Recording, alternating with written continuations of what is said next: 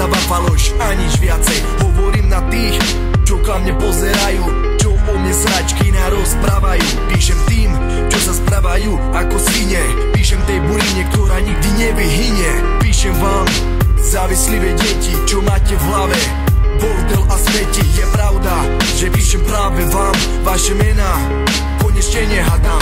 Je veľmi smutné, aké máte charaktery, falošné trúbky a biední frajeri. Svoje sory dávam ľuďom, čo ma nenávidia, odpustenie dávam ľuďom, čo mi závidia. Prečo to robíte, keď vám nebolo ublížené? Prečo pravdu do očí si nepovieme? Preto píšem tým, čo do očí klamú. Píšem priateľom, ktorí zasadili ranu. Píšem chlapcom z partie namyslencov. Píšem dievčatám, čo majú milencov. Píšem tomu, čo vie, čo je to pýcha. Vám by nemala patriť minúta ticha. Podávate mi ruku s úsmevom na tvári, hovorím práve k vám, vy tupe hlavy, že mám úplne v piči, čo si o mne myslíte. Ostanem akým som a vy ma nezmeníte. Niekedy, keď stojím pri vás, vy kurvy, želám si, aby ste sa moje facke neúhli. Vaše prosby padajú ku mne, sú naklonené, ja dvakrát odpúšťam, tretíkrát sú zahodené.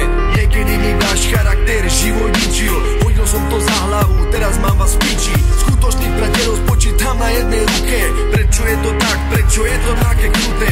Píšem pre vás a bavím sa s textom, veľa známych neprešlo môjim testom. Ja to robiť nemôžem, Boh vás môže trestať, rada do budúcna, mali by ste s tým prestať. Prečo to robíte, keď vám nebolo ublížené? Prečo pravdu do